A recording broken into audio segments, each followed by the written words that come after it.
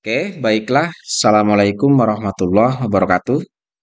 Ya, kembali kita lanjutkan untuk proses pembuatan laporan keuangan dari UD Abadi, di mana pada pertemuan sebelumnya kita sudah selesai pada tahapan pencatatan dokumen transaksi ke dalam jurnal khusus. Nah, pada pertemuan kali ini saya akan coba bahas bagaimana cara memposting jurnal khusus ini ke dalam buku besar.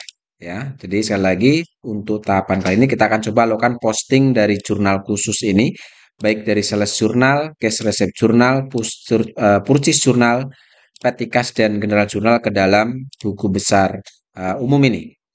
Nah, untuk membuat atau menyusun atau tahapan memposting jurnal ke dalam buku besar, yang pertama sekali harus kita lakukan adalah kita masukkan dulu saldo awal dari masing-masing buku besar ini, di mana saldo awal dari masing-masing buku besar ini kita bisa ambil dari trial balance 30 November yang ada di soal. Nah, kebetulan di sini sudah saya siapkan untuk trial balance 30 Novembernya sendiri di Excel-nya, sehingga kita akan coba masukkan masing-masing saldo awal dari masing-masing akun ini ke dalam buku besar. Cara memasukkannya gampang sekali di sini. Yang pertama kita mulai dari cash in bank terlebih dahulu ya. Di sini cash in bank saldo awalnya ada di sisi sebelah debit, sehingga kita langsung masukkan ke dalam buku besar sebagai saldo awal dengan cara kita masukkan tanggalnya tanggal 1, keterangannya adalah balance atau trial balance juga boleh. Lalu karena saldo, maka kalian langsung masuk ke kolom saldo ini. Ya tadi cash in bank ada di sisi sebelah debit, maka kalian masukkan di sisi sebelah debit seperti ini. 828.500.000 sesuai dengan saldo awal yang ada di trial balance 30 November ini. Kemudian yang selanjutnya petty cash juga ada di sisi sebelah debit yaitu 10 juta. Kalian juga bisa masukkan di buku besar petty cash. Ya, yang ini berarti kalian masukkan dengan cara kita masukkan tanggal 1 balance, kemudian karena tadi petty cash saldonya ada di sisi debit, maka kalian masukkan juga di sisi sebelah debit. Silakan lakukan seperti itu ya, dari petty cash sampai dengan income tax expense. Yang debit kalian masukkan sebagai saldo awal debit di buku besar, yang kredit kalian masukkan sebagai saldo awal di sisi sebelah kredit di sisi atau di buku besar ini. Oke, untuk mempersingkat waktu mungkin saya akan coba langsung percepat seperti ini ya untuk saldo awalnya. Caranya sama seperti tadi ya. Kita masukkan saldo awalnya sesuai dengan saldo yang ada di trial balance 30 November. Yang debit silakan kalian masukkan di debit, yang kredit kalian masukkan di sisi sebelah kredit seperti ini caranya.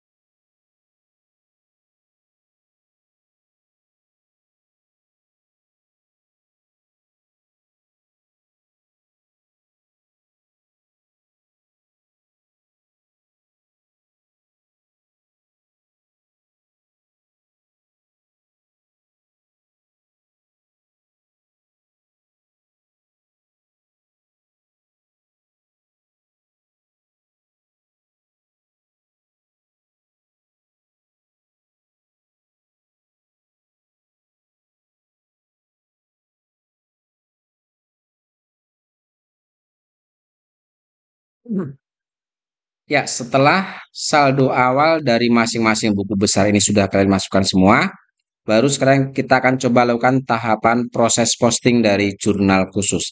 Kita mulai dari sales jurnal terlebih dahulu atau jurnal khusus yang pertama, yaitu sales jurnal.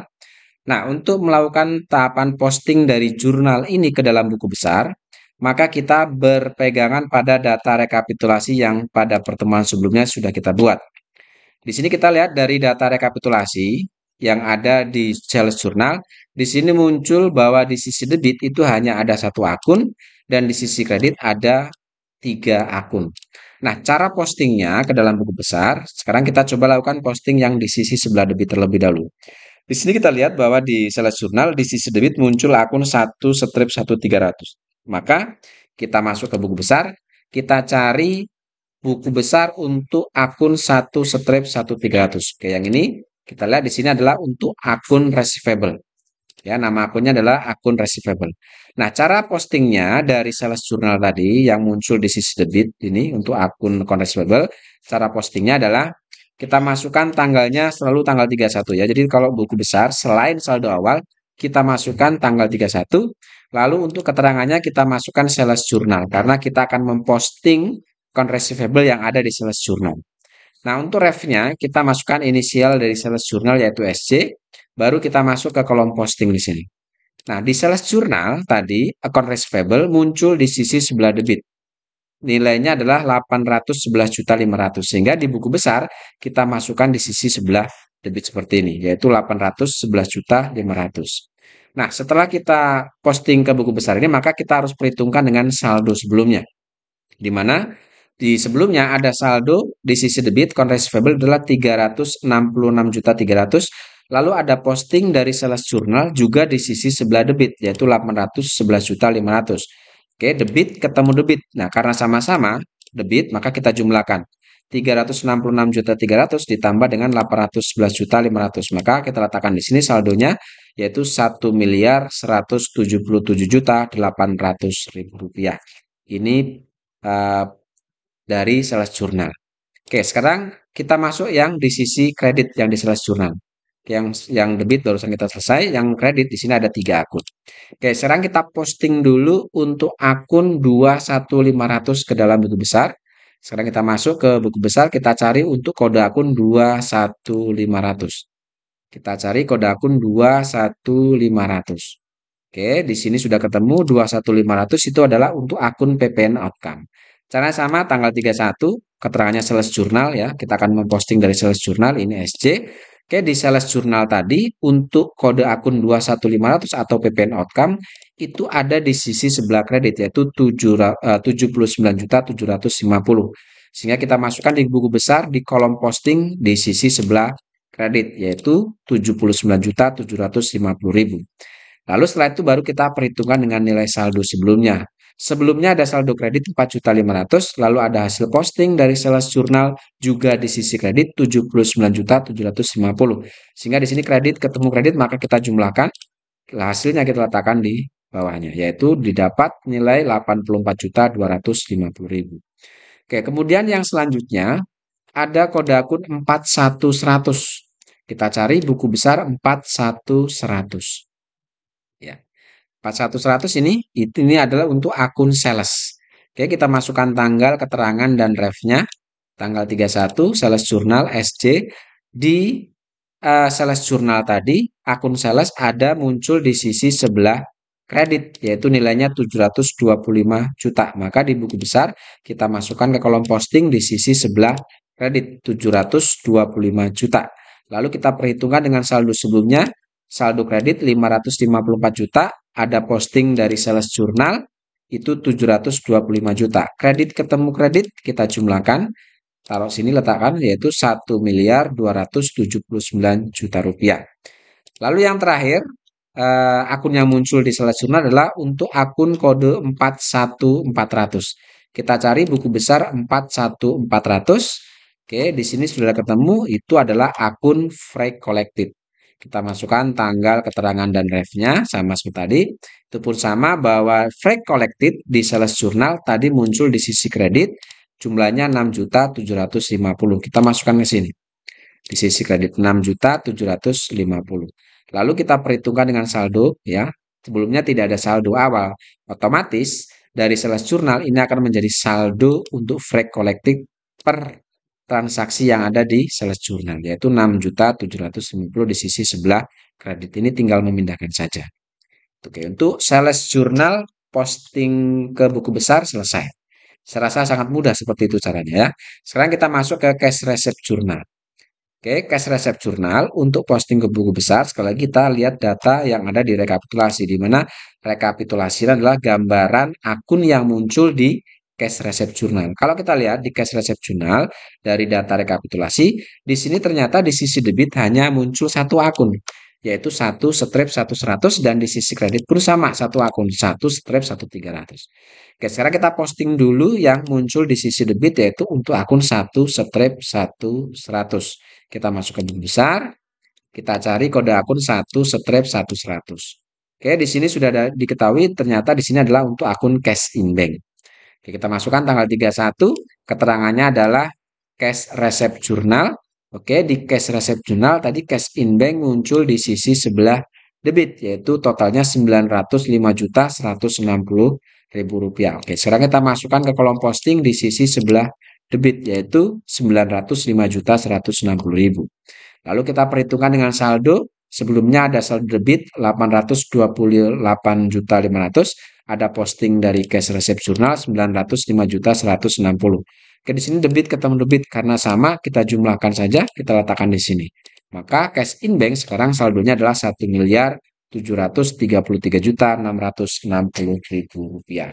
Oke, itu untuk posting cash receipt journal yang ada di sisi debit. Sekarang kita posting untuk akun yang muncul di sisi sebelah kredit, yaitu 1/1300. Sekarang kita masuk ke buku besar untuk 1/1300. Ini adalah untuk akun receivable di sini.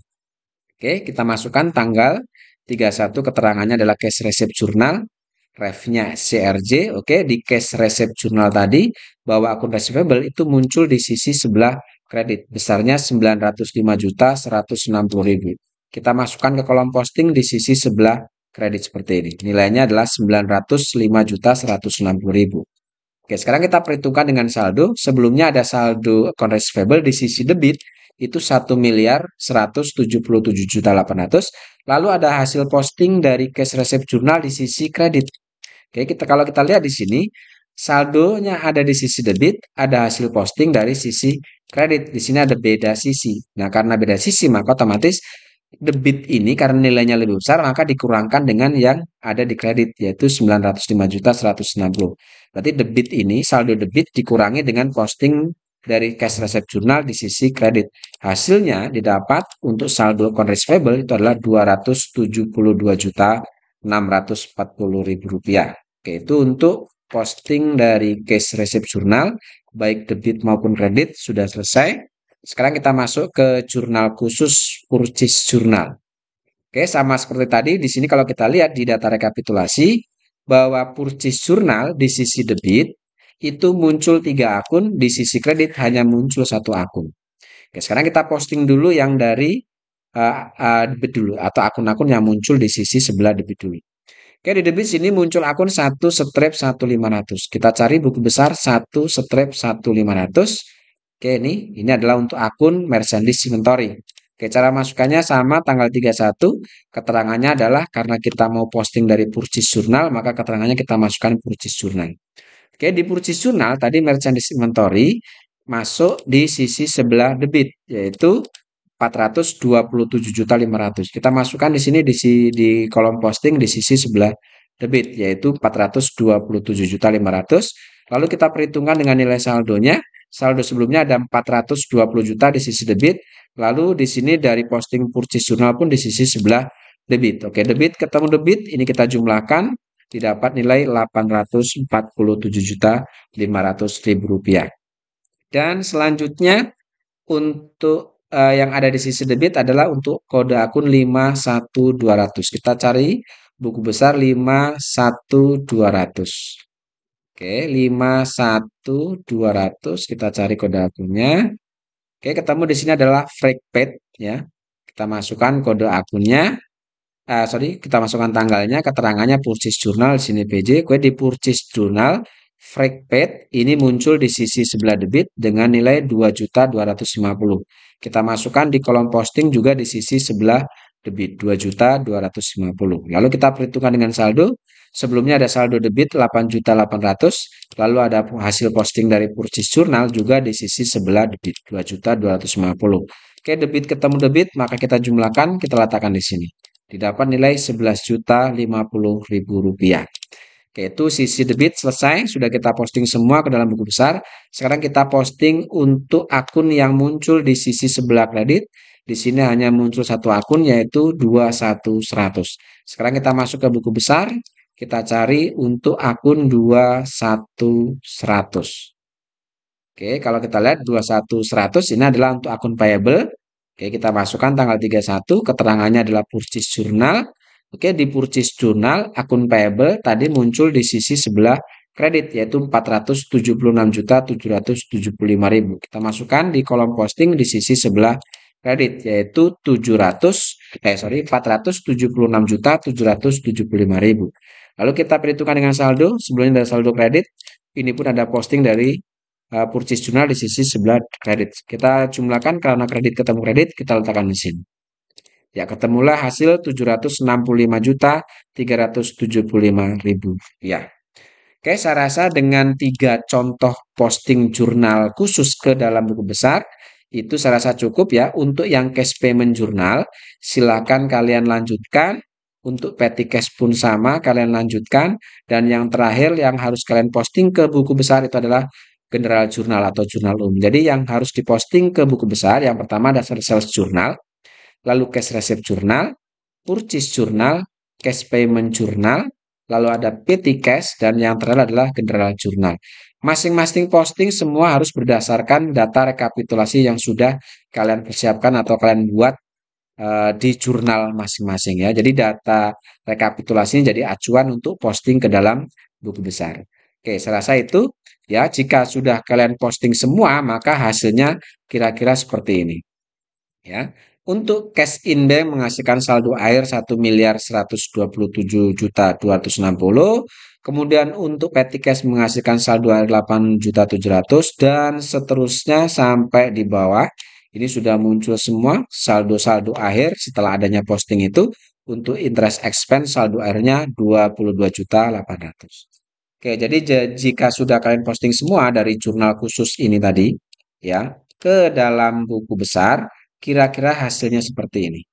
Nah, setelah selesai, maka masing-masing buku besar ini akan menghasilkan saldo akhir untuk masing-masing akun ya. Untuk cash in bank saldo akhirnya ini, untuk petty cash saldo akhirnya yang ini debit 8.700.000. Untuk akun receivable saldo akhirnya itu adalah untuk di sisi debit ada saldo 246 juta dan seterusnya.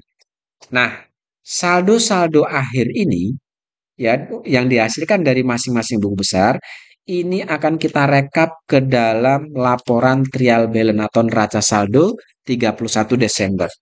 Ya, jadi hasil buku besar yang barusan kita buat tadi, hasil saldo akhirnya kita akan rekap ke dalam trial balance 31 Desember 2022.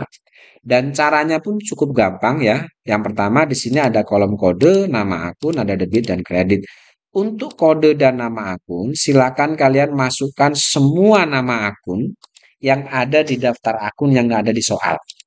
Atau bisa juga nama akun itu kalian masukkan sesuai urutan yang ada di buku besar ini. Cash in bank, lalu petty cash, account receivable, lalu allowance for debt, full debt, dan seterusnya. Kalian masukkan ke sini. Nah, setelah data akunnya atau kode akun dan nama akun yang sudah kalian masukkan, baru kalian ambil saldo akhir dari masing-masing buku besar ini. Misal contoh cash in bank menghasilkan saldo akhir debit 1.127.260. Maka ini kita masukkan ke trial balance juga di sisi sebelah debit, nilainya sama 1.127.260.000.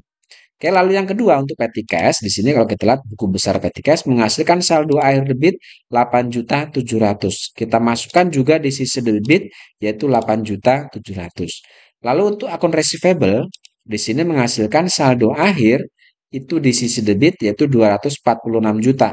kita masukkan di trial balance 31 Desember, itu pun sama di sisi sebelah debit 246 juta.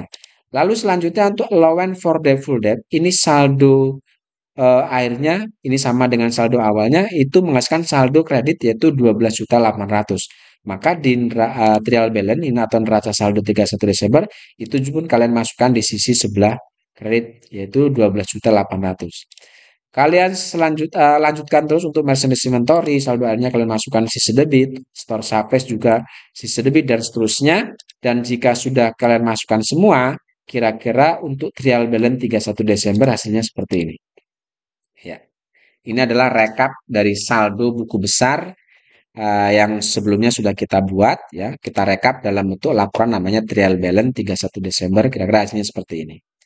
Nah, setelah sudah kalian masukkan semua saldo akhir dari masing-masing buku besar ke dalam trial balance 31 Desember, maka debit dan kreditnya silakan kalian jumlahkan. Setelah saya jumlah di sini ketemu hasil untuk debit dan kreditnya adalah 2.793.720.000 rupiah. Oke, saya rasa cukup mudah dalam menyusun laporan neraca saldo 31 Desember atau trial balance 31 Desember ini. Maupun tadi tahapan dalam proses posting dari jurnal khusus ini ke dalam buku besar. Saya rasa cukup ya untuk pertemuan kali ini. Untuk pertemuan selanjutnya kita akan bahas terkait jurnal penyesuaian. Terima kasih, semoga ini bisa membantu. Assalamualaikum warahmatullahi wabarakatuh.